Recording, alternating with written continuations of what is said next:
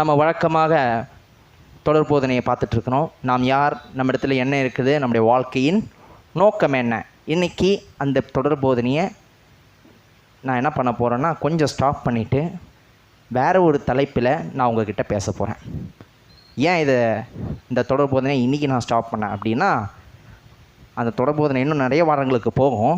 ஆனால் இன்றைக்கி இந்த காரியங்களை பேசும்படியாக கர்த்தர் ஆவியானவர் ஏவி இருக்கிறார், இந்த வார்த்தை இதை கொடுத்துருக்கிறார். அதனால் இது நமக்கு சபைக்கு இன்றைக்கி தேவை. அதனால தான் இந்த தலைப்பில் நான் இன்றைக்கி பிரசங்கம் பண்ண போகிறேன். சரி, அப்போ இன்றைக்கான தலைப்பு என்ன அப்படின்றத நான் சொல்வதற்கு முன்னாக ஒரு சில உதாரணங்களை நான் உங்களுக்கு கொடுக்குறேன். ஒரு மிகப்பெரிய கட்டிடத்தை எடுத்துக்கோங்க, ஒரு பில்டிங்கை எடுத்துக்கோங்க. அந்த பில்டிங்கில் எனக்கு இங்கே இந்த இதுவுக்கு நீங்கள் பதில் சொல்லணும், சரிங்களா? ஒரு மிகப்பெரிய கட்டிடத்தை எடுத்துக்கோங்க.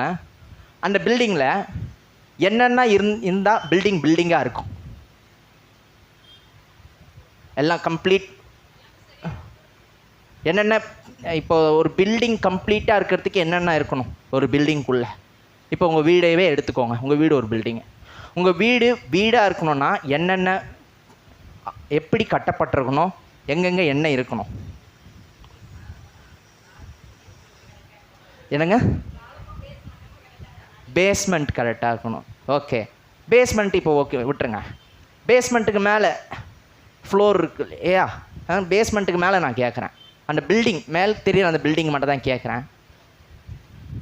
உங்கள் வீட்டுக்குள்ளே போன உடனே வேறு மாரி பிளாங்காக இருக்கணுமா? என்ன இருக்கணுங்க? கூரை இருக்கணும். வேறு என்ன இருக்கணும்? வீட்டில் என்னென்ன இருக்கும் அப்படியே சொல்லுங்கள். பொருட்கள் வேண்டாம். வீடு கம்ப்ளீட்டாக இருக்கிறதுக்கு என்ன வேணும்? என்னங்க? புரியல. பூசு வேலை, பெயிண்ட், அது ஓகேங்க. ஆனால் வீடாக தெரியறதுக்கு வெளியில் இருந்து இல்லை, உள்ளே இருக்கும்போது கிச்சன் இருக்கணும். வேற என்னங்க? அது இருக்கணும். வேற இதெல்லாம் நிற்கணும்னா என்ன இருக்கணும்? தூண் இருக்கணும். இப்போ நான் என் ரூம் இது, இன்னொரு ரூமில் நான் எட்டி பார்க்கக்கூடாது. என்னங்க இருக்கணும்? செவுரு இருக்கணும். வேற இப்போ நான் கீழ்தளத்தில் இருக்கிறேன், நான் மேல் தளத்துக்கு போனேன், என்னங்க வேணும் எனக்கு? படி இருக்கணும். இப்போ நான் மேல் தளத்தில் இருக்கிறேன், நான் கீழே வரணும், என்ன இருக்கணுங்க? அதே படி இருக்கணும். இப்போ நான் துணி காய போடணும், ஆனால் வீட்டுக்குள்ளே காய போட முடியாது. என்ன பண்ணணுங்க? இல்லை, எங்கே காய போடுவீங்க? மொட்டை மாடி இருக்கணும். ஒரு வீடுனா மொட்டை மாடி இல்லாமல் வீடு இல்லை, சீலிங் இல்லாமல் வீடு இல்லை, செவுரு இல்லாமல் வீடு இல்லை, தூண் இல்லாமல் வீடு இல்லை. அப்புறம் வேறு என்னது? மொட்டை மாடி இல்லாமல் வீடு இல்லை, தரை இல்லாமல் வீடு இல்லை, ஸ்டெப் இல்லாத வீடு கிடையாது. ஒரு வீடுனா இதெல்லாம் இருந்தால் தான் வீடாக இருக்கும். கொஞ்சம் யோசனை பண்ணி பாருங்கள். வீடு ஃபுல்லாக படிக்கட்டாக இருந்தா, உங்கள் பெட்ரூம் ஃபுல்லாக படிக்கட்டாகவே இருந்தா, உங்கள் ஹால் ஃபுல்லாக, உங்கள் கிச்சன் ஃபுல்லாக படிக்கட்டாக இருந்தா வீடாக இருக்குங்களா? இல்லை, இப்படி நான் கேட்குறேன். வீடு ஃபுல்லாகவே தூணாக இருக்குது. வீட்டில் ஹாலில் தூண், பெட்ரூமில் தூண், பாத்ரூமில் தூண், எல்லா இடத்துலையும் தூணாக இருக்குது. எப்படி இருக்குங்க? வீடாக இருக்குங்களா? இல்லை, வீடு ஃபுல்லாகவே சீலிங்காக அடித்து வச்சுருக்கீங்க. மேலே ஒரு லேயரு, அதுக்கு கீழே இன்னொரு சீலிங்கு, அதுக்கு கீழே இன்னொரு சீலிங்கு, தர ஃபுல்லாக சீலிங்கு. அது வீடாக இருக்குங்களா? ஏன் இதை சொல்ல வரேன் அப்படின்னா, இன்றைக்கி நம்ம சபை அப்படி தான் இருக்குது. இந்த சபையை சொல்லலை, நம்மளை சொல்கிறேன். இன்றைக்கி நம்ம சபை அப்படி தான் இருக்குது. இன்னொரு உதாரணத்தை சொல்லி இன்றைக்கான தலைப்பை நான் தெளிக்கிறேன். ஒரு சரீரத்தை எடுத்துக்குவோங்க. ஒரு உடல், மனித உடலை எடுத்துப்போம். ஒரு மனித உடலாக தெரியணும்னா, உடலாக இருக்கணும்னா என்னென்ன இருக்கும்? ஒரு மனிதன் எப்படி சொல்கிறதுக்கு அவங்க உடலில் என்னென்னலாம் இருக்கணும்? ஏங்க, நீங்களும் நானும் மனிதர்கள். நான் மனிதர்கள்கிட்ட தான் பேசிகிட்டு இருக்கேன். நான் விசுவாசிக்கிறேன். தலை, தலை இருக்கணும், வேற கால் கைகள் இருக்கணும், வேற மூளை இருக்கணும், கரெக்ட், வேற ஹார்ட் இருக்கணும், வெரி குட், வேற லங்ஸ், வெரி குட், வேற யோசிச்சு பாருங்க. உடம்பு ஃபுல்லாக காலாக இருந்தா, உடம்பு ஃபுல்லாக மூளையாக இருந்தா, மூளை மட்டும் தான் உடம்புல இருக்குது, வேற எந்த பார்ட்டுமே கிடையாது அப்படின்னா, இல்லை உடம்பு முழுக்க கையாக இருந்தா, கரெக்ட், அப்படி படிக்கவே இல்லை இல்லையா? அப்போது உடல்னு எடுத்தோம்னாலே ஒரு சரீரத்தில் நிறைய அவயங்கள் இருக்கிறது. கை ஒரு அவயம், முட்டி ஒரு அவயம், கால் ஒரு அவயம், அப்புறம் நெஞ்சு ஒரு அவயம், என்னுடைய ஹார்ம்ஸ் ஒரு அவயம், அப்புறமா என்னுடைய வயிற்று பகுதி ஒரு அவயம், உள்ளே இருக்கிற கிட்னி பகுதி, லிவர் பகுதி, லங்ஸு, ஹார்ட்டு, குடல்கள் எல்லாம் ஒரு அவயம் பாருங்கள். கண்கள், காது, இதெல்லாம் ஒரு அவயம். நாவு கூட ஒரு அவயம். யோசிச்சு பாருங்கள். உடம்பு ஃபுல்லாக நாவாக இருந்தா, இல்லை உடம்பு ஃபுல்லாக கண்ணாக இருந்தா எப்படி இருக்கும்? எனக்கு தெரிஞ்சு பார்க்கறதுக்கு பயங்கரமாக இருக்கும் இல்லைங்களா? நான் ஏன் இதை சொல்கிறேன் அப்படின்னா, இன்னைக்கு சபையில், குறிப்பாக நம்முடைய சபையில், ஒரு சரீரம் முழுவதும் கண்ணாக இருந்தால் எப்படி இருக்குமோ அப்படிப்பட்ட சபையாக நம்முடைய சபை இருக்கு. இல்லைனா எப்படி சொல்கிறேன், சபையில் எந்தெந்த அவயங்கள் எந்தெந்த வேலையை செய்யணுமோ அந்தந்த அவயங்கள் அந்தந்த வேலையை செய்கிறது இல்லை. எதனால் அப்படின்னு பார்த்தோம்னா, நம்முடைய சபையினுடைய பேர் எல்லாருக்கும் தெரிந்திருக்கும் நான் நம்புகிறேன். நம்முடைய சபையினுடைய பேர் என்ன? பெதஸ்தா அப்போஸ்தல ஐக்கிய சபை எனப்பட்ட இந்த சபையிலே கிறிஸ்தவ ஐக்கியம் இல்லை. புரியுதுங்களா? நாம் சொல்லிக்கொள்ளுகிற பெதஸ்தா அப்போஸ்தல ஐக்கிய சபை, இந்த சபையில் ஐக்கியம் என்பது, கிறிஸ்தவ ஐக்கியம் என்பது குறைவுபட்டு போயிருக்கிறது. இன்னும் சொல்ல போனோம்னா முழுசாவே இல்லை. இந்த கிறிஸ்தவ ஐக்கியம் சபையில் ரொம்ப முக்கியமானது. இது ரொம்ப ரொம்ப முக்கியமான ஒரு விஷயம். இன்னைக்கான பிரசங்கத்தில் நான் இதை பற்றி தான் நான் பேச போகிறேன். இதை யாரையும் நான் புண்படுத்துறதுக்கு சொல்லலை, இது நம்மளுடைய சீர்திருத்தத்துக்கு நான் இன்றைக்கி சொல்கிறேன். இதை யாரையும் நான் தாக்கிறதுக்கு சொல்லலை, நம்முடைய சீர்திருத்தத்துக்கு சொல்கிறேன். இந்த பிரசங்கத்தில் நீங்கள் பிரசங்கத்தை கேட்குறவங்கள நானும் கேட்டுட்ருக்கேன். இது எனக்கான பிரசங்கமும் கூட. இங்கே நின்று பேசுகிறதுனால நான் ரொம்ப பர்ஃபெக்டான ஆள் கிடையாது. எனக்கும் இந்த பிரசங்கம் பொருந்தும். அந்த ஒரு கண்ணோட்டத்தோடு நம்ம போவோம். சரி, கிறிஸ்தவ ஐக்கியம், இன்னைக்கான தலைப்பே அதுதான், கிறிஸ்தவ ஐக்கியம். கிறிஸ்தவம் ஐக்கியம் என்றால் என்னன்னு தெரிஞ்சாதான் அந்த கிறிஸ்தவ ஐக்கியத்தை வச்சுக்க முடியும். கரெக்டுங்களா? ஒரு விஷயம் தெரியணும்னா அது என்னன்னு தெரியணும். அதுக்கப்புறம் தான் அது நம்ம கூட இருக்கணுமா இருக்கக்கூடாதா, அதை நம்ம பயன்படுத்தக்கூடாதா அப்படின்றது உங்களுக்கே தெரிய வரும். கரெக்டுங்களா? இப்போது பைக்கு என்ன வேலை செய்யணுன்றது உங்களுக்கு தெரியணும். பைக்குனா என்னென்னு தெரியணும். பைக்கில் என்னென்ன பார்ட்ஸ் இருக்குதுன்னு தெரியணும். பைக்கில் இன்ஜின் இருக்கணும், பைக்கில் ஆயில் ஊற்றணும், பெட்ரோல் இருக்கணும், அப்புறமா சைலன்சர் இருக்கணும், ஹேண்டில் பார் இருக்கணும், ஆக்சிலரேஷன் இருக்கணும், பிரேக் இருக்கணும், டிஸ்பிளே இருக்கணும், சீட் இருக்கணும். இத்தனை இருந்தால் தான் பைக்காக இருக்கும். அந்த பைக்கில் இதெல்லாம் இருக்குதுன்னு தெரிஞ்சால் தான் அந்த பைக்கை உங்களால் ஓட்ட முடியும், சரியாக பயன்படுத்த முடியும். அதே போல் கிறிஸ்தவ விசுவாசம், கிறிஸ்தவ ஐக்கியம் அப்படின்னா என்னன்னே தெரியாமல் கிறிஸ்தவ ஐக்கியத்தில் எப்படிங்க இருக்க முடியும்? இன்னைக்கான பிரசங்கத்தில் நான் கிறிஸ்தவ ஐக்கியம் அப்படின்னா என்னன்றதை நான் உங்களுக்கு தெளிவாக சொல்ல விரும்புகிறேன். எடுத்துப்போம். அப்போஸ்தலர் நடபடிகள் 2ஆம் அதிகாரம் 42ஆம் வசனத்தை எடுத்துப்போம். கொஞ்சம் வேகமாக எடுப்போம். அப்போஸ்தலர் 2ஆம் அதிகாரம் 42ஆம் வசனத்தை எடுத்து நான் வாசிக்கிறேன். அவர்கள் அப்போஸ்தலருடைய உபதேசத்திலும் அந்யோன்யத்திலும் அப்பம்பிக்குதலிலும் ஜெபம் பண்ணுதலிலும் உறுதியாய் தரித்திருந்தார்கள். யாரை சொல்கிறாங்கன்னா, ஆதி திருச்சபையோட விசுவாசிகளை சொல்கிறாங்க.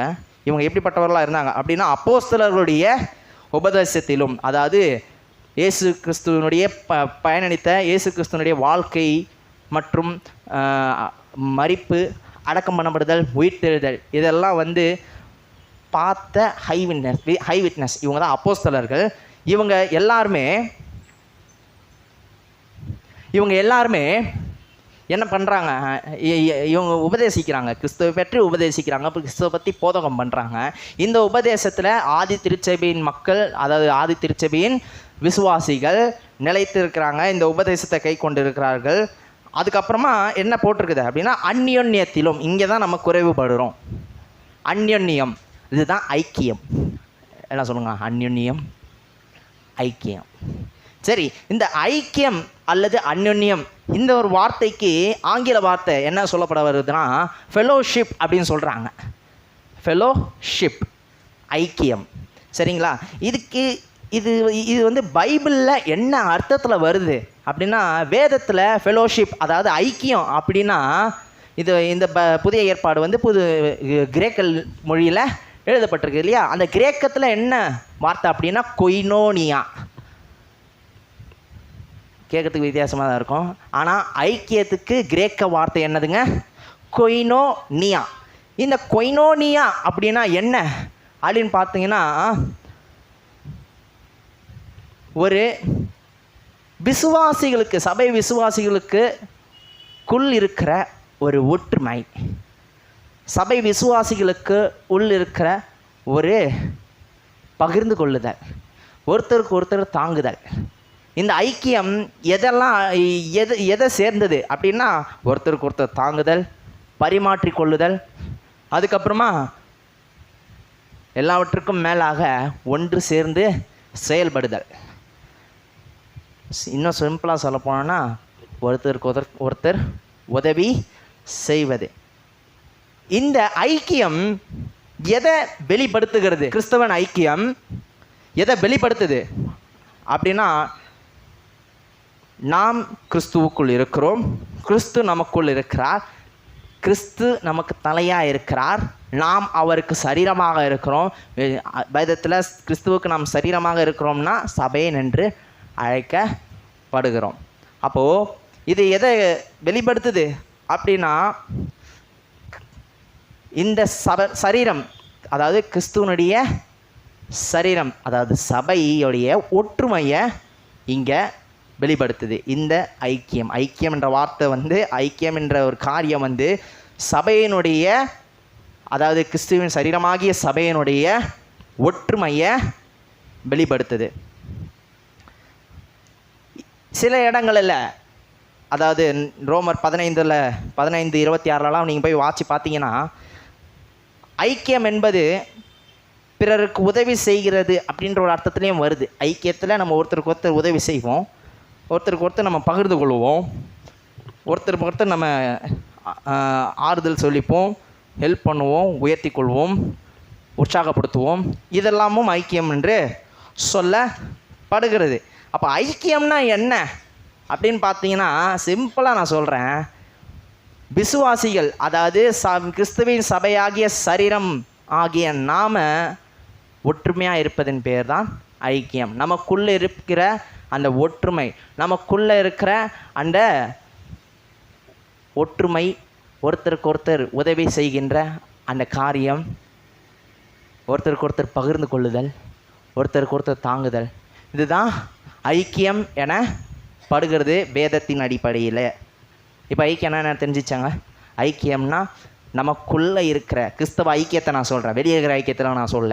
கிறிஸ்தவ ஐக்கியம் என்றால் சபையில் கிறிஸ்தவ சபையில் கிறிஸ்தவ விசுவாசிகளுக்கு மத்தியில் இருக்கும் ஒரு ஒற்றுமை.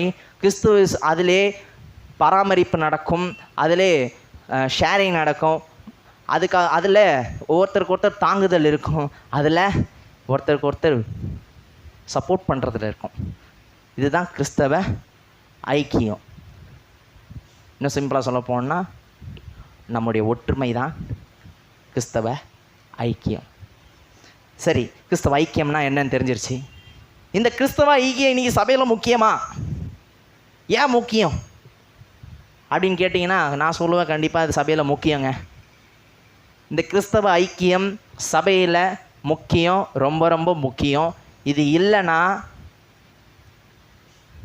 நம்ம சாத்தானுக்கு இடம் கொடுக்க வாய்ப்பு இருக்குது. எப்படின்னு சொல்கிறேன். இந்த கிறிஸ்தவ ஐக்கியம் முக்கியம் என்பதற்கு 4 காரணங்களை நான் உங்களுக்கு கொடுக்க விரும்புகிறேன். எத்தனை காரணம்? 4 காரணம். நாம் ஆராதிக்கின்ற தேவன் ஐக்கியத்தின் தேவனாக இருக்கிறார். இதுதான் முதல் பிரதானமான காரணம். நாம் ஆராதிக்கிற நம்முடைய தேவன் எப்படிப்பட்ட தேவன்? பிரிவினையின் தேவன் இல்லை, பெருமையின் தேவன் இல்லை, நீ பெரியவனா நான் பெரியவனான்னு காட்டுற தேவன் இல்லை, நீ எனக்கு தேவையில்ல போ அப்படின்னு சொல்கிற தேவன் இல்லை, ஐக்கியத்தின் தேவன். இந்த தேவன் ஒரு தேவன் தான். நம்ம ஆராதிக்கிற எத்தனை தேவனுங்க? ஒரே தேவன் தான். ஆனால் 3 நபர்களாக இருக்கிறார்கள். யார்? பிதா, குமாரன், பரிசுத்த ஆவியானவர். அதுக்குன்னு 3 தெய்வத்தை நம்ம கும்பிட்றோம் அப்படின்னு கிடையாது. ஒரே தேவன் தான். ஆனால் 3 நபர்கள் அவர்களுடைய குணாதிசயத்தை ஒருத்தருக்கு ஒருத்தர் பரிமாறி கொள்ளுகிறார்கள். அப்போ இந்த 3 நபர்கள் ஒன்றாக இருப்பது ஐக்கியம் அப்படின்னு நம்ம பார்க்க முடியும். எங்கெல்லாம் ஒற்றுமை இருக்குதோ அங்கெல்லாம் ஐக்கியங்க. அப்போனா கடவுளே ஐக்கியத்தை விரும்புகிறாரு. கடவுளே ஐக்கியத்தின் தேவனாக இருக்கிறாரு. பிதா ஒரு தனி நபர், குமாரன் ஒரு தனி நபர், பரிசுத்த ஆவியானவர் ஒரு தனி நபர். ஆனால் இவங்க 3 பேருமே அவங்களுக்குள்ள இருக்கிற அந்த குணாதிசயங்களை பரிமாறிக்கொள்ளுகிறார்கள். அப்படின்னா இவங்க 3 பேருமே ஐக்கியத்தில் இணைந்திருக்கிறாங்க. அதனால தான் இயேசு அடிக்கடி சொல்லுவார் பார்த்தீங்களா, நான் என் பிதாவில் நிலைத்திருக்கிறேன், என் பிதா என்னில் நிலைத்திருக்கிறான்ட்டு. எதை வச்சு சொல்கிறாரு? இந்த ஐக்கியத்தை தான் அவர் சொல்லிட்டு இருக்காரு. நான் பிதாவோட ஐக்கியமாக இருக்கிறேன், பிதா என்னோட ஐக்கியமாக இருக்கிறாரு. அதனால் என்னையும் பிதாவையும் பிரிக்கிறதுக்கு யாராலையும் முடியாது. அப்போது நம்முடைய கடவுள், நம்முடைய தேவன், நாம் ஆராதிக்கின்ற ஒரே தேவன் ஐக்கியத்தின் தேவனாக இருக்கிறார். இப்போது அவர் ஐக்கியத்தின் தேவனா நான் எதுக்குங்க ஐக்கியமாக இருக்கணும் அப்படின்னு கேட்டிங்கன்னா எடுத்துக்கோங்க. இவங்க எல்லாருக்குமே தெரிஞ்ச வசனம் தான். ஆதியாகமம் 1:26. நாம் அவருடைய சாயலின்படியும் அவருடைய ரூபத்தின்படியும் உண்டாக்கப்பட்டிருக்கின்றோம். அவர் ஐக்கியத்தின் தேவனா அவருடைய சாயலாக அவருடைய ரூபத்தின்படி உண்டாக்கப்பட்ட நாமும் ஐக்கியத்தின் பிள்ளைகளாக இருக்கிறோம். எப்படிப்பட்டவங்களாக இருக்கிறோம்? ஐக்கியத்தின் பிள்ளைகளாக இருக்கிறோம். தேவன் ஐக்கியத்தை விரும்புகிறார். அவர் ஐக்கியத்துக்கு தேவனாக இருக்கிறார், பிரிவினைக்கு தேவனாக இல்லை. அதனாலே அவருடைய பிள்ளையாகிய நான், அவருடைய சாயலாக அவருடைய ரூபத்தின்படியே நான் உண்டாக்கப்பட்ட நான் அதே ஐக்கியத்தை நான் விரும்புகிறேன். இப்போ சொல்லுங்கள், ஐக்கியம் முக்கியமா இல்லையாங்க சபைக்கு? நான் தேவனால் படைக்கப்பட்டிருக்கிறேன், அவருடைய சாயலின்படி அவர் ரூபத்தின்படி படைக்கப்பட்டிருக்கிறேன், நான் ஐக்கியத்தை விரும்புகிறேன். நீங்கள் தேவனால் படைக்கப்பட்டிருக்கிறீங்க, அவருடைய சாயலின்படி அவருடைய ரூபத்தின்படி படைக்கப்பட்டிருக்கிறீங்க, நீங்கள் அவருடைய ஐக்கியத்தை விரும்ப வேண்டும். அப்போ ஐக்கியம் என்பது சபைக்கு ஏன் முக்கியம் அப்படின்னா, இந்த சபையில் நாம் ஆராதிக்கின்ற ஒரே தேவன் ஐக்கியத்தை விரும்புகிறார். 2வது காரணம் ஏன் ஐக்கியம் முக்கியம் அப்படின்றதுக்கு, நம்முடைய இரட்சகரான இயேசு கிறிஸ்து நமக்காக இந்த உலகத்துக்கு வந்து வாழ்ந்து நம்முடைய பாவங்களை சுமந்து மரித்து அடக்கம் பண்ணப்பட்டு 3ஆம் நாள் உயிரோடு எழுந்து இன்றைக்கும் உயிரோடு இருக்கிற ஒரே தேவனாகிய நம்முடைய இரட்சகராகிய இயேசு கிறிஸ்து இதை விரும்புகிறார். பாருங்க என்ன பண்ணுறாரு? இந்த ஐக்கியத்தை, விசுவாசிகளுக்குள்ளே இருக்கிற இந்த ஐக்கியத்தை விரும்புகிறார். இதுக்காக ஒரே வாசத்தை நான் வாசிக்க விரும்புகிறேன். யோவான் எழுதின சுவிசேஷ புஸ்தகம் 17ஆம் அதிகாரத்தை எடுத்துக்கோங்க. அதில் 21ஆம் வசனத்தையும் 22ஆம் வசனத்தையும் நான் வாசிக்கிறேன். எனக்கு நேரம் கம்மியாக இருக்குன்னு நான் டக்குன்னு போகிறேன். இங்கே இந்த 17ஆம் அதிகாரம் முழுக்க வாசிங்கன்னா, இயேசுவானவர் பிதாவாகிய தேவனிடத்தில் நமக்காக வேண்டுதல் செய்கிறார். யாருக்காக வேண்டுதல் செய்துட்ருக்காரு? அவருடைய பின்பற்றுகிறவர்களுக்காக, கிறிஸ்துவை விசுவாசிக்கிறவர்களுக்காக, இனியும் விசுவாசிக்க போகிறவர்களுக்காக வேண்டுதல் செய்துட்ருக்கார். யாருக்கு வேண்டுதல் செய்துட்ருக்காரு? பிதாவானவர்கிட்ட வேண்டுதல் செய்துட்ருக்கிறாங்க. அந்த வேண்டுதலில், அந்த விண்ணப்பத்தில் சொல்கிற ஒரு காரியம்தான் இது. 21ஆம் வசனத்தை 22ஆம் வசனத்தை வாசிப்போம். யோவான் 17, 21, 22. அவர்கள் எல்லாரும் ஒன்றாயிருக்கவும். யார்? நம்மளை தான் சொல்கிறாரு. யார் எல்லாரும்? கிறிஸ்துவை விசுவாசிக்கிற எல்லாரும், கிறிஸ்துவை பின்பற்றுகிற எல்லாரும் ஒன்றாக இருக்கவும், பிதாவே நீர் என்னை அனுப்பினதை உலகம் விசுவாசிக்கிறதுக்காக நீர் என்னிலேயும் நான் உம்மிலேயும் இருக்கிறது போல. நீ சொன்ன பார்த்தீங்களா, கிறிஸ்துவுக்குள்ள தேவன் இருக்கிறாரு, பிதா இருக்கிறாரு, பிதாக்குள்ள கிறிஸ்து இருக்கிறாரு, ரெண்டு பேருமே ஒன்றா இருக்கிறாங்க. அதை தான் இங்கே சொல்ல வர்றாரு. நீர் என்னிலேயும் நான் உம்மிலேயும் இருக்கிறது போல, நாம் எப்படி இருக்கணுமோ அது போலவே அவர்களும் நம்மில் ஒன்றாக இருக்கவும் வேண்டிக் கொள்ளுகிறேன். அடுத்து 22ஆம் வசனம் இங்கே இன்னும் தெளிவாக வருது பாருங்க. நாம் ஒன்றாக இருக்கிறது போல, அதாவது பிதாவாகிய தேவன், குமாரனாகிய இயேசு கிறிஸ்து, பரிசுத்த ஆவியானவர் இவர்கள் மூவரும் ஒன்றாக இருப்பது போல அவர்களும் ஒன்றாக இருக்கும்படி. யார் அந்த அவர்கள்? நம்ம தான். நாமும் ஒன்றாக இருக்கும்படிக்கு அடுத்த அந்த வசனத்தை வாசிப்போம். நீர் எனக்கு தந்த மகிமையை நான் அவர்களுக்கு கொடுத்தேன். அப்போது இதிலேருந்து நான் என்ன சொல்ல வரேன் அப்படின்னா, கிறிஸ்து அதாவது நம்முடைய இரட்சகர் விசுவாசிகள் மத்தியில் இருக்கிற ஐக்கியத்தை விரும்புகிறார், விசுவாசிகள் மத்தியில் இருக்கிற ஒற்றுமையை விரும்புகிறார், விசுவாசிகள் மத்தியில் இருக்கிற சப்போர்ட்டை, ஒருத்தருக்கு ஒருத்தர் சப்போர்ட் பண்ணிக்கிறத, ஒருத்தருக்கு ஒருத்தர் உதவி செய்கிறத விரும்புகிறாரு. இதை யார் விரும்புகிறாங்க? கிறிஸ்து விரும்புகிறார். உங்களுக்காகவும் எனக்காகவும் ஜீவனை கொடுத்த கிறிஸ்து விரும்புகிறார். உங்களுக்காகவும் எங்களுக்காகவும் மன்னிப்பை கொடுத்த கிறிஸ்து இது விரும்புகிறார். உங்களையும் என்னையை ரட்சித்த கிறிஸ்து இது விரும்புகிறார். இது என்னுடைய 2வது காரணம். சபையில் ஏன் ஐக்கியம் முக்கியம்? 3வது காரணம், சபையில் ஏன் ஐக்கியம் முக்கியம் அப்படின்னா, சபை எப்படிப்பட்டதாக இருக்குது அப்படின்றத நம்ம பார்த்துடலாம். சபை எப்படிப்பட்டதாக இருக்கிறது? கிறிஸ்துவனுடைய சரீரமாக இருக்கிறது. இதை நான் சொல்லலைங்க, இது நான் என்னோடய வார்த்தையாக சொல்லலை, இது வேதமே சொல்லுது. அப்போஸ்தலனாகிய பவுல் 1 கொரிந்தியர் 12ஆம் அதிகாரத்தில் 13ஆம் வசனத்துலேருந்து 14ஆம் வசனம் வரைக்கும் வாசிங்கன்னா சொல்கிறாரு. அது வாசிக்கிறதுக்கு முன்னாடி அதை பற்றின எக்ஸ்ப்ளனேஷன் நான் கொடுத்துட்றேன். இது நீங்கள் யாருன்றதுக்கு முக்கியம் கிடையாது. சபையில் நீங்கள் யாருன்னு முக்கியம் கிடையாது. நல்லா நோட் பண்ணிக்கோங்க. சபையில் நீங்கள் யார் என்பது முக்கியம் கிடையாது. நீங்கள் யாருக்குள்ளே இருக்கிறீங்க, என்னவா இருக்கிறீங்கன்றதான் முக்கியம். நீங்கள் எவ்வளோ பெரிய ஆளுன்னு முக்கியம் கிடையாது. நீங்கள் செலிப்ரிட்டியா முக்கியம் கிடையாது. நீங்கள் இன்ஃப்ளூயன்சரா முக்கியம் கிடையாது. நீங்கள் பெரிய பதவியில் இருக்கிறீங்களா முக்கியம் கிடையாது. நீங்கள் அந்தஸ்துள்ளவங்களா முக்கியம் கிடையாது. கிறிஸ்துவுக்குள்ள நீங்கள் என்னவாக இருக்கிறீங்களோ அதுதான் சபையில் முக்கியம். ஏன் இதை நான் இங்கே சொல்கிறேன் அப்படின்னா, சபையில் நம்ம சபையில் இப்போ நான் இதை காணலை, ஆனால் வெளிய சபைகளில் இல்லை பெரும்பாலான சபைகளில் பார்க்குறது ஒன்று, ஒரு பணக்கார ஒரு விசுவாசி உக்காந்தா அவங்கள பார்க்குற விதம் வேறு மாதிரி இருக்கும். அடுத்த வேறு சாப்பாட்டுக்கே வழி இல்லாமல் கிறிஸ்துவை மட்டுமே நம்பி ஒருத்தர் உக்காந்தா அவங்கள பார்க்குற விதம். இது உலகத்தை சொல்லுங்க, சபையை சொல்கிறேன். சபையை சொல்லிகிட்ருக்க சபையிலேயே இந்தமாரி காரியங்கள் நடக்குது. சபைக்குள்ளே நீங்கள் யாருன்னு முக்கியம் கிடையாது. கிறிஸ்துவுக்குள்ளே நீங்கள் யாருன்றது தான் முக்கியம்.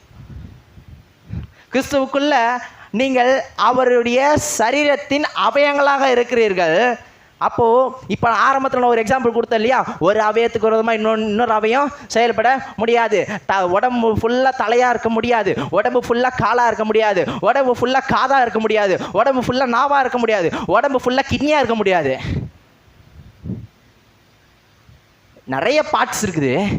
இந்த சரீரம், இந்த டிஃப்ரெண்ட் அவயங்களை கொண்ட இந்த சரீரம் ஒரே தலையான கிறிஸ்துவோடு கனெக்ட் ஆகிருக்குது. இது கிறிஸ்துவின் சரீரமாக இருக்கிறது. ஆகையால் தான் இந்த கிறிஸ்துவின் சரீரமாகவே நம்ம இருக்கிறதுனால தான் சபைக்குள்ள ஐக்கியம் முக்கியம். யோசிச்சு பாருங்களா, நீங்கள் சாப்பிட்ற சாப்பாடு வயிறு ஏற்றுக்கலண்ணா, இது வாய்க்கிட்டேருந்து வந்தது அதனால் நான் அக்செப்ட் பண்ணிக்க மாட்டேன் போ அப்படின்னுச்சுன்னா, இல்லை நீங்கள் குடிக்கிற தண்ணி இல்லை நீங்கள் சாப்பிட்ற சாப்பாடு கிட்னி ஏற்றுக்க மறுக்குதுன்னா, இது வயிற்றுலேருந்து வந்தது அதனால் இதை நான் சுத்திகரிக்க மாட்டேன், இதில் இருக்கிற ஊட்டச்சத்தெல்லாம் நான் எடுத்துக்க மாட்டேன்னு சொல்லிச்சுன்னா, யோசிச்சு பாருங்க. வயிற்றில் இருக்கிற ஆகாரம்லாம் இந்த குடலில் போய் இருக்குது இல்லையா, இந்த குடல் நான் இதில் இருக்கிற வேஸ்டெல்லாம் வெளியே தள்ள மாட்டேன், எனக்குள்ளேயே வச்சுப்பேன் அப்படின்னு சொல்லிடுச்சுன்னா, சரீரம் ஒன்றுத்துக்கு விரோதமாக ஒன்று செயல்பட்டால் சரீரம் கெட்டு போய்விடும். அதே போல சபையில் இருக்கிற நீங்கள், கிறிஸ்துவனுடைய சரீரமாகிய நீங்கள் கிறிஸ்துவுக்குள்ளே ஒவ்வொரு அவயங்களாக இருக்கிறீங்க. ஒவ்வொருத்தவங்களுக்கும் வித்தியாசமான பொறுப்புகள் கொடுக்கப்பட்டிருக்கிறது. நீங்கள் ஒருவருக்கு விரோதமாக ஒருவர் செயல்படுவீர்களாக சபை குட்டிச்சவராக போகும். இதை நான் சொல்லலைங்க. 1 Corinthians 12ஆம் அதிகாரம் 13ஆம் வசனத்துலேருந்து 27ஆம் வசனம் வரைக்கும் நீங்கள் வாசிங்கன்னா அங்கே ஒரு லெக்சரே எடுக்கிறாரு. யார்? பவுல். அதை நான் அப்படியே லைனாக வாசிக்கிறேன் பாருங்கள். அது இப்போ நான் இது எக்ஸ்பிளைன் பண்ண வேண்டிய அவசியமே இல்லை, படித்தாலே புரிஞ்சிடும். 1 Corinthians 12ஆம் அதிகாரம் 13ஆம் வசனத்துலேருந்து 27ஆம் வசனம் வரைக்கும் நான் கடகடன்னு வாசிக்கிறேன். நீங்கள் வீட்டில் போய்ட்டு அது பொறுமையாக தியானித்து பாருங்கள். உங்களுக்கு நான் இன்றைக்கி என்ன சொல்ல வரேன்றது புரியும். நாம் யூதராயினும் கிரேக்கராயினும் அடிமைகளாயினும் சுயாதீனராயினும் எல்லாரும் ஒரே ஆவியினாலே ஒரே சரீரத்துக்குள்ளாக ஞானஸ்நானம் பண்ணப்பட்டு எல்லோரும் ஒரே ஆவிக்குள்ளாகவே தாகம் தீர்க்கப்பட்டோம். சரீரமும் ஒரே அவயமாக இராமல் அநேக அவயங்களாய் இருக்கிறது. சரீரம் முழுக்க காலா இல்லை, சரீரம் முழுக்க கண்ணா இல்லை, சரீரம் முழுக்க காதா இல்லை. சரீரம் ஒரே அவயமாக இராமல் வெவ்வேறு அவயமாக இருக்கிறது. காலானது நான் கையாயிரபடியானே நான் சரீரத்தின் அவயம் அல்ல என்றால் அதனாலே அது சரீரத்தின் அவயமாயிராதோ? Excuse me, விழித்திருக்கீங்களா?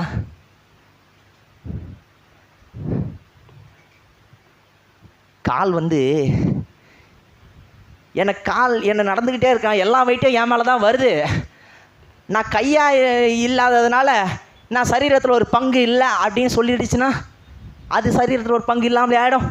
அடுத்து காதானது நான் கண்ணாயிராதபடி, நான் 16ஆம் வசனத்தை வாசிக்கிறேன். காதானது நான் கண்ணாயிராதபடினாலே நான் சரீரத்தின் அவயம் வென்றவென்றால் அது சரீரத்தின் அவயமாய் இராதோ? அதாவது காது கேட்குது இல்லையா? இல்லை, கண்ணு தான் எல்லாத்தையும் பார்த்துட்ருக்குது. நான் கண்ணா இல்லையே அப்படின்னு காது சொல்லிச்சுன்னா அதுக்குன்னு காது சரீரத்தின் அவயமாக இருக்காதா? அடுத்து சரீரம் முழுவதும் கண்ணானால் பாருங்க. இப்போ நான் சொன்னேனா? இதை நான் சொன்னேனா? யார் சொல்கிறாங்க? அப்போஸ்தலனாகிய பவுல் சொல்கிறார். என்ன சொல்கிறார்? சரீரம் முழுவதும் கண்ணானால் செவி எங்க? சரீரம் முழுவதும் செவியானால் மோப்பம் எங்க? தேவன் தமது சித்தத்தின்படி அவயங்கள் ஒவ்வொன்றையும் சரீரத்தில் வைத்தார். அவையெல்லாம் ஒரே அவயமாக இருந்தால் சரீரம் எங்க? இதை நான் உங்களுக்கு புரிய வைக்க வேண்டிய அவசியமே இல்லைங்க. இதை நான் படித்தாலே உங்களுக்கு புரியும். இது நீங்கள் வீடு போய் படித்தே பாருங்கள். அவைகள் அநேகமாக இருந்தால் 21ஆம் வசனத்தை வாசிக்கிறேன். 20ஆம் வசனத்தை. அவையங்கள் அநேகமாக இருந்தோம். அதாவது கண், காது, மூக்கு, வாய், தொடை, கிட்னி, லங்ஸு எல்லாம் தனித்தனி அவயமாக இருந்தோம். சரீரம் ஒன்று தான். சரீரம் ஒரே ஒரு சரீரம்தான். 21ஆம் வசனத்திலிருந்து நான் முழுசாக வாசிச்சிடுறேன். அதுக்கப்புறமா அடுத்த காரியத்தை நான் போகிறேன். கண்ணானது கையை பார்த்து நீ எனக்கு வேண்டுவதில்லை என்றும், தலையானது கால்களை நோக்கி நீங்கள் எனக்கு வேண்டுவதில்லை என்றும் சொல்ல கூடாது. சரீர அவயங்களில் பலவீனம் உள்ளவைகளாய் காணப்படுகிறவைகளே மிகவும் வேண்டியவைகளாய் இருக்கிறது. என்ன இதுக்கப்புறம் நான் சொல்கிறேன் இருங்க. மேலும் சரீர அவயங்களில் கனவீனமாய் காணப்படுகிறவைகளுக்கே அதிக கனத்தை கொடுக்கிறோம். நம்மில் லட்சணம் இல்லாதவைகளை அதிக அலங்காரம் பெறும். என்ன சொல்ல வர்றாரு இங்கே பவுல்னா? இங்கே கொஞ்சம் புரியலன்னா வெயிட் பண்ணலாம். என்ன அப்படின்னா, நம்முடைய சரீரத்தில் அசிங்கமாக தெரிகிற பாட்டுனது, நம்ம காட்டவே கூடாத பாட்டுனது நம்முடைய ப்ரைவேட் பார்ட்ஸ் இல்லையா? நம்முடைய ப்ரைவேட் பார்ட்ஸு. இதை இந்த ப்ரைவேட் பார்ட்டை மறைக்கிறதுக்கு தான் நம்ம என்ன பண்ணுறோம்? நல்லா ட்ரெஸ் பண்ணுறோம், நல்லா அலங்கரிச்சிக்கிறோம், நல்ல சென்டெல்லாம் அடிச்சுக்கிறோம். கரெக்டுங்களா? ஏன் இதை வெளியில் பார்க்கக்கூடாது? இப்போ தலை முக்கியம் இல்லையா? தலை முக்கியம் கிடையாதா? சரீரத்துக்கு நான் இந்த உடையை கொடுக்குறேன் அப்படின்னா தலைக்கு நான் கொடுக்கணும் இல்லையா? அப்போ தலை முக்கியம் கிடையாதா? இல்லை. இங்கே என்ன சொல்ல வர்றார் பவுல்னா, சபையில் ஒருத்தங்க குறைவுபட்டிருக்கிறாங்க, ஒரு விஷயத்தில் சத்தியத்தில் குறைவுபட்டிருக்கிறாங்கன்னா அவங்களுக்கு சத்தியத்தை போதிக்கிறதுலும், சபையில் ஒருத்தங்க ரொம்ப எப்படி சொல்கிறது, வாழ்க்கை மோசமான விளிம்பில் இருக்கிறாங்க அப்படின்னா அவங்களுக்கு முக்கியத்துவம் கொடுக்குறதும் முக்கியம். நிறைய பேர் நினச்சிக்கலாம், பாஸ்டர் வந்து புது விசுவாசியம் வந்துட்டால் பழைய விசுவாசியை கவனிச்சிக்க மாட்டேங்கிறார். பாஸ்டர் வந்து புது விசுவாசி வந்து பாஸ்டர் அது செய்யலாம் இது செய்யலாம்னு சொன்னால் ஓகேன்னு சொல்கிறாரு. ஆனால் நான் போயிட்டு இந்த ஐடியாவை சொன்னால் இல்லை சிஸ்டர் இல்லை பிரதர் பொறுமையாக பார்த்துக்கலாம் அப்படின்னு சொல்கிறாரு. அப்போ பாஸ்டர் வந்து என்னை வந்து என்ன பண்ணுறாரு, இருக்கிற வரைக்கும் யூஸ் பண்ணிக்கிட்டாரு. இப்போ புதுசாக ஒரு ஆள் வந்தோடனே கைட்டி விட்றாரு. இல்லை, அவங்களுக்கு இன்னும் கொஞ்சம் அறிவுரை தேவை, இன்னும் கொஞ்சம் சத்தியம் வெளிப்படணும். அதுக்காக அவங்க சொல்கிறதெல்லாம் என்ன பண்ணுவார், இவர் தலையை அடிப்பார், செய்ய மாட்டார், தலையை ஆட்டிப்பார். ஆனால் அவங்களுக்கு ஏன் கவனம் கொடுக்குறாரு அவங்கள தவிர அப்படின்னா, அவங்க இன்னும் தேர வேண்டியது இருக்குது, அவங்க இன்னும் சத்தியத்தை அறிந்து கொள்ள வேண்டிய விஷயம் இருக்குது. அதனால தான் சில நேரங்களில் புதிய விசுவாசிகளுக்கு போதகர் முக்கியத்துவத்தை கொடுப்பார். அதாவது அதிக டைமை ஸ்பெண்ட் பண்ணுவாங்க. ஏன் ஸ்பெண்ட் பண்ணுறாங்க அப்படின்னா, சத்தியத்தை அவங்களுக்கு தெளிவாக சொல்ல வேண்டும் என்பதற்காக. சரி, அடுத்த காரணத்துக்கு போவோம். 24ஆம் அதிகாரம் 24ஆம் வசனத்தை கொடுப்போம். நம்மில் லட்சணமுள்ளவைகளுக்கு அலங்கரிப்பு வேண்டியதில்லை, சரீரத்தில் பிரிவினை உண்டாயிராமல் அவைகள் ஒன்றை குறித்து ஒன்று கவலையாயிருக்கும்படிக்கு தேவன் கனத்தில் குறைவுள்ளதற்கு அதிக கனத்தை கொடுத்து இப்படி சரீரத்தை அமைத்திருக்கிறார். 26 ஆதலால் ஒரு அவயம் பாடுபட்டால் எல்லா அவயங்களும் கூட பாடுபடும். யோசிச்சு பாருங்க, வாய் 3 நாள் திறக்கல, எப்படி சாப்பிடுவீங்க? எல்லா அவயமும் பாதிக்கப்படும். சாப்பிட்லன்னா எல்லா அவயமும் பாதிக்கப்படும். ரைட்டுங்களா? யோசிச்சு பாருங்க, மூளைக்கு போகிற நரம்பு கட்டாச்சு,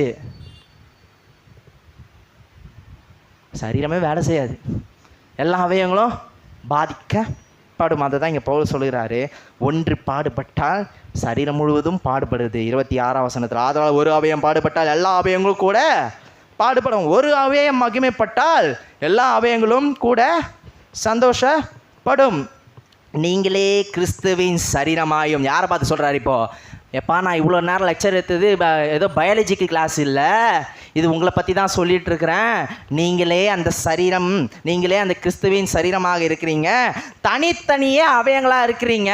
அதாவது உங்கள் எல்லாருக்குமே தனித்தனி பொறுப்புகள் இருக்கிறது, உங்கள் எல்லாருக்கும் தனித்தனி வரங்கள் இருக்கிறது, உங்கள் எல்லாருக்கும் தனித்தனி கிருபைகள் இருக்கிறது. அதுக்காக நீங்கள் வந்து சரீரத்தில் ஒரு அவயம் கிடையாது. நீங்கள் சரீரத்தில் ஒரு அவயம் தான், எல்லாருமே ஒன்றாக இருக்கீங்க, எல்லாரும் கிறிஸ்துவனுடைய சரீரமாக இருக்கிறீங்க அப்படின்றத சொல்கிறேன். அப்போ 3வது என்ன காரணம் அப்படின்னா, கிறிஸ்து சரீரமாகிய நாம் இப்படி இருக்கிறோம். எப்படி இருக்கிறோம்? சரீரமாக இருக்கிறோம், கிறிஸ்துவனுடைய சரீரமாக ஒவ்வொரு அவயங்களாக இருக்கிறோம்.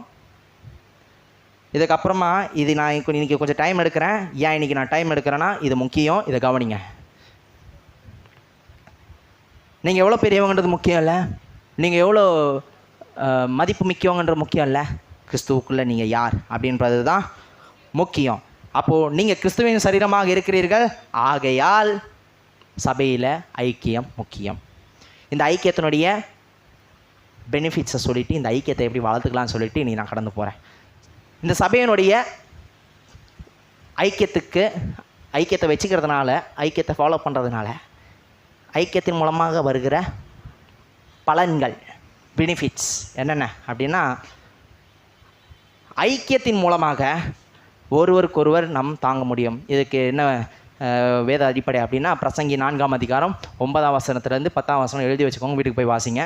பிரசங்கி 4ஆம் அதிகாரம் 9ஆம் வசனத்துலேருந்து 10ஆம் வசனம் வரைக்கும் அங்கே என்ன சொல்லப்படுதுன்னா, ஒருத்தர் ஒண்டியாக இருக்கிறது பார்க்கலாம் 2 பேர் கூடி இருக்கிறது நல்லது. ஒருத்தர் விழுந்தால் இன்னொருத்தர் தாங்குவாங்க, ஒருத்தர் வந்து இது விழுந்து போனால் இன்னொருத்தங்க பிடிச்சி தூக்குவாங்க, அப்போ ஒருத்தருக்கு ஒருத்தர் உதவி செய்வாங்க அப்படின்றத சொல்லப்பட்டிருக்குது. ஒருத்தருக்கு ஒருத்தர் ஆறுதல் செய்கிறது, ஒருத்தருக்கு ஒருத்தர் அரவணைத்துக் கொள்வது, ஒருத்தருக்கு ஒருத்தர் உதவி செய்து கொள்வது, ஒருத்தருக்கு ஒருத்தர் என்கரேஜ் பண்ணுறது, இதெல்லாம் ஐக்கியத்தின் மூலமாக வர பலன். 2வது பலன் என்ன அப்படின்னா, ஐக்கியத்தில் கிறிஸ்துவனுடைய அன்பை நாம் வெளிப்படுத்த முடியும். கிறிஸ்து எப்படிப்பட்ட அன்பை வெளிப்படுத்துகிறாரு? நாம் பாவிகளாக இருக்கு, கிறிஸ்து நமக்காக பாவமாகி மரித்ததுனாலே நாம் இப்போ இந்த நிலைமையில இருக்கிறோம். கிறிஸ்து நம்மை மீட்டிருக்கிறார். நம்ம நல்லவங்களாக இருக்கிறப்போ நமக்காக மறிக்கலை, நம் பாவிகளாக இருக்கிறப்போ நமக்காக மறித்து அவருடைய அன்பை விலக பண்ணினார். இதே அன்பை நம்ம வந்து மற்றவங்களுக்கு காண்பிக்க உதவும். உங்களுடைய சகோதரர்களை நேசிக்கிறதுக்கு உதவும். உங்களுடைய சகோதரிகளை நேசிக்கிறதுக்கு உதவும். அவங்க தப்பு பண்ணாலும் பரவாயில்ல, தப்பு பண்ணலனாலும் பரவாயில்ல, கிறிஸ்து எப்படி அவங்களை நேசிக்கிறாரோ அதே போல் நேசிக்க உதவும். இதுக்கு ஆதார வசனமாக யோவான் 13:34-35 அங்கே வந்து இயேசு மிகப்பெரிய கட்டளையை கொடுக்குறாரு. நான் உங்களை நேசிக்கிறது போல, உங்களை அன்பாக இருக்கிறது போல நீங்களும் ஒருவருக்கொருவர் என்ன பண்ணுங்கள், அன்பாக இருங்கள். இதுவே நான் உங்களுக்கு கொடுக்குற புதிய கட்டளையாக இருக்கிறது அப்படின்னு நாங்கள் சீசர்களுக்கு சொல்கிறார். சீசர்களுக்கு சொல்கிறாருன்னா 12 சீசர்கள் மட்டும் இல்லை, இன்றைக்கி கிறிஸ்துவை ஃபாலோ பண்ணுற நமக்குமே சேர்த்து தான் சொல்கிறார். 3வது காரியம், ஐக்கியம் நம்மை நம் ஒருவருக்கொருவர் சத்தியத்துக்குள்ளே நடத்தி கொள்வதற்கு உதவுகிறது. இந்த ஒரு வசனத்தை மட்டும் வாசிப்போம். கொலோசியர் 3:16.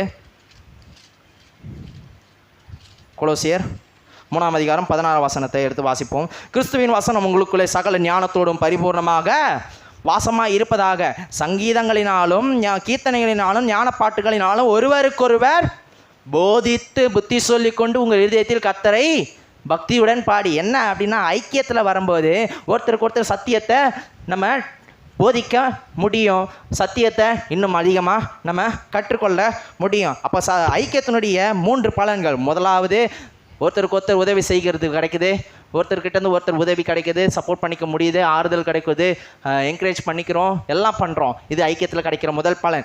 ஐக்கியத்தில் கிடைக்கிற 2வது விஷயம் அப்படின்னா, கிறிஸ்துவனுடைய அன்பை நம்முடைய சமூகத்தில், நம்முடைய கிறிஸ்துவ ஐக்கியத்தில் வெளிப்படுத்த முடியும். நம்முடைய சகோதர சகோதரிகளை கிறிஸ்துவை போல நேசிக்க முடியும். 3வது, கிறிஸ்தவ ஐக்கியம் நம்ம எதுக்குள்ளாக லீட் பண்ணுது அப்படின்னா, சத்தியத்தை நம்முடைய சகோதரர்களுக்கு இன்னும் தெளிவாக சொல்வதற்கு, இன்னும் தெளிவாக கற்றுக்கொள்வதற்கு கிறிஸ்தவ ஐக்கியம் பயன்படுகிறது.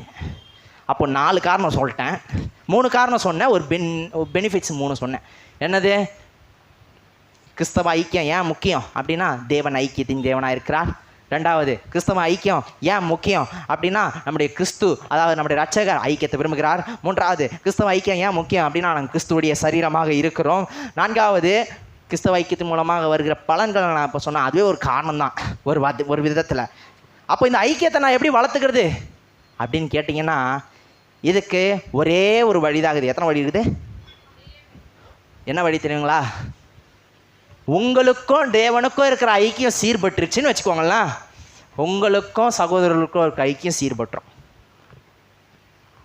இந்த டைரக்ஷனில் ஐக்கியம் சரியாக இருந்தால் இந்த டைரக்ஷனில் ஐக்கியம் நல்லா இருக்கும். இங்கே சரியில்லாததுனால தான் இங்கே தப்பாக நடக்குது. கிறிஸ்துவுக்கும் உங்களுக்கும், தேவனுக்கும் உங்களுக்கும் ஒரு தனிப்பட்ட உறவு இருக்கணும். ஒவ்வொரு நாளும் அவருடைய வார்த்தையை நீங்கள் கேட்கணும், ஒவ்வொரு நாளும் அவருடைய சத்தியத்தை நீங்கள் தியானிக்கணும், ஒவ்வொரு நாளும் அந்த சத்தியத்தில் நீங்கள் நடக்கணும், ஒவ்வொரு நாளும் கிறிஸ்துவுடைய வாழ்க்கையை நீங்கள் பின்பற்ற வேண்டும், கிறிஸ்துவை போல மாற வேண்டும்.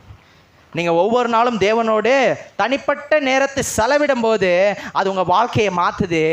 இப்போ உங்கள் வாழ்க்கை மாறிடுச்சுன்னா, இந்த விஷயத்தை, இதே ஐக்கியத்தை, கிறிஸ்துவுக்கும் உங்களுக்கும், கடவுளுக்கும் உங்களுக்கும் இருக்கிற இதே ஐக்கியம் வந்து என்ன பண்ணிடும் அப்படின்னா, இந்த டைரக்ஷனில் பார்க்க ஆரம்பிச்சிடும், இந்த டைரக்ஷனில் காட்ட ஆரம்பிச்சிடும். அப்படி என்னது? கிறிஸ்துவை நீங்கள் எப்படி நேசிக்கிறீங்களோ, கடவுளை எப்படி நீங்கள் ஐக்கியமாக இருக்கிறீங்களோ, அதே போல் உங்களுடைய சகோதரர்களுக்குள்ள ஐக்கியமாக இருக்க முடியும். உங்கள் சகோதரருக்குள்ள ஒரு நல்ல ஐக்கியம் இருக்கணும், சபையில் நல்ல ஐக்கியம் இருக்கணும்னா, முதலாவது தேவனிடத்தில் நல்ல ஐக்கியத்தை வைத்துக்கொள்ளுங்க. ஒரு நாள் இல்லை, வாரத்தில் ஒரு நாள் கிடையாது, ஒவ்வொரு நாளும், ஒவ்வொரு நிமிடமும், ஒவ்வொரு நேரமும் நீங்கள் தேவனிடத்தில் ஐக்கியமாக இருக்கும்போது ஆட்டோமேட்டிக்காக சபையில் ஐக்கியம் வந்துடுங்க. இன்றைக்கி நீங்கள் உணர்ந்தீங்க அப்படின்னா தயவு செய்து மனம் திரும்புங்க. இன்றைக்கி நாம் உணர்ந்தோம் அப்படின்னா தயவு செய்து மனம் திரும்ப வேண்டும். கிறிஸ்துவுக்கும் நமக்கும், தேவனுக்கும் நமக்கும் இருக்கிற ஐக்கியம் சரியா இல்லைன்னா தயவு செய்து அறிக்கையிட்டு மனம் திரும்பிடுங்க. பிதாவின் இடத்துல வாங்க, உங்களை மன்னிக்கிறதுக்கு அவர் வெயிட் பண்ணிட்டு இருக்காரு. இந்த தப்பை நீங்கள் உணர்ந்துருங்க அப்படின்னா தயவு செய்து மனம் திரும்பி மன்னிப்பு கேளுங்க. அவரிடத்துல இருக்கிற ஐக்கியத்தை சீர்படுத்திக்கோங்க. பிறகு இந்த ஐக்கியம் சரியாயிடும். அங்கே இந்த டைரக்ஷனில் சரியாயிடுச்சுன்னா இந்த டைரக்ஷனில் சரியாகிடும். அப்போ ஐக்கியம் இல்லைன்னா என்ன? இன்னொரு கேள்வி வருது இல்லையா? ஐக்கியம், கிறிஸ்துவனுடைய தேவனோட ஐக்கியம் இல்லைன்னா என்ன நடக்கும்?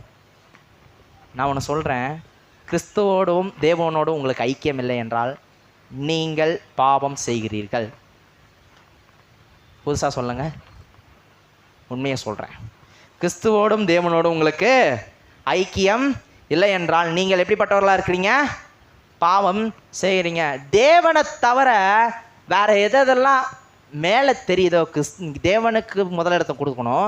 தேவனை தவிர வேறு எதுக்கெல்லாம் நீங்கள் முதலிடத்தை கொடுக்குறீங்களோ அதுதான் உங்கள் தேவனாக மாறுகிறது. அதனால் தேவனை முதல்ல வைங்க. அதனால தான் மத்தேயு 6:33 சொல்லப்படுது, முதலாவது தேவனுடைய ராஜ்யத்தையும் அவருடைய நீதியும் தேடுங்கள், அப்பொழுது இவைகள் எல்லாம் உங்களுக்கு கூட கொடுக்கப்படும். அப்போ என்ன பண்ணுங்க? தேவனிடத்தில் இருக்கிற ஐக்கியத்தை முதல்ல சரி பண்ணிடுங்க. மனம் திரும்பி அதை சரி பண்ணிட்டீங்கன்னா உங்களுக்குள்ளே இருக்கிற ஐக்கியம் சீர்பொருந்தி விடும். இன்றைக்கி இந்த வார்த்தைகளால் நீங்கள் உணர்த்தப்பட்டீங்க அப்படின்னா என்னோட கூட சேர்ந்து நீங்கள் ஜெபம் பண்ணுங்கள். நீங்களும் அவரோட மன்னிப்பு கேளுங்க. நம்ம தொடர்ந்து நம்ம ஜெபித்து நம்முடைய ஐக்கியத்தை, கிறிஸ்துவுக்கும் தேவனுக்கும் உண்டான நம்முடைய ஐக்கியத்தை நாம் சீர்படுத்திக் கொள்வோம். கண்களை மூடுவோம். பரிசுத்த ஆவியானவரே, பிதாவானவரே, நன்றியோடு ஸ்தோத்திரிக்கின்றோம். குமாரனாகிய இயேசு கிறிஸ்துவின் நாமத்தினால் நம்ம சமூகத்தில் வருகின்றோம். ஆசீர்வதிக்கப்பட்ட இந்த நாளுக்காக உமக்கு நன்றிகளை செலுத்துகின்றோம். தேவனானவர் நீர் ஐக்கியத்தின் தேவனாக இருக்கிறீர். கிறிஸ்துவானவர் நீர் ஐக்கியத்தை விரும்புகிறவராக இருக்கிறீர். சபையில் ஐக்கியம் உண்டாகட்டும், சபையில் ஒற்றுமை உண்டாகட்டும், வேற்றுமை இல்லாமல், பிரிவினைகள் இல்லாமல், போட்டி பொறாமைகள் இல்லாமல் சபையில் ஒற்றுமை உருவாகணும். சபையில் ஐக்கியம் வேண்டும். இதெல்லாம் வேணும்னா முதல்ல எங்களுக்கும் உமக்கும் இருக்கிற இந்த ஐக்கியம் சீர்படணும். ஆண்டவரே, இது வரைக்கும் நாங்கள் ஐக்கியமாக இல்லை, உம்மோட அந்தளவுக்கு ஐக்கியத்தில் இல்லைன்னா தயவு செய்து எங்களை மன்னிங்க. எங்களை மன்னித்து எங்களை ஏற்றுக்கொள்ளுங்க. உம்மிடத்தில் இருக்கிற ஐக்கியத்தை இன்னும் மேம்படுத்த, இன்னும் வளர்த்துக்கொள்ள எங்களுக்கு உதவி செய்யுங்க. இதன் மூலமாக எங்களுடைய சகோதரர்களுக்குள்ளே இருக்கிற ஐக்கியம், சகோதரிகளுக்குள்ளே இருக்கிற ஐக்கியம், கிறிஸ்துவுடைய சரீரமாகிய சபைக்குள்ளே இருக்கிற ஐக்கியம் சீர்பட வளர நீங்கள் உதவி செய்வீராக. சகல சத்தியத்துக்குள்ளாக நடத்தினதுக்காக அவங்க நன்றி செலுத்துகிறேன். எல்லா துதி கன மகிமையாக கேட்டெடுக்கிறேன். ஆண்டவராக இயேசு கிறிஸ்து நாமத்தை நான் ஜெபிக்கிறேன். ஆமென்.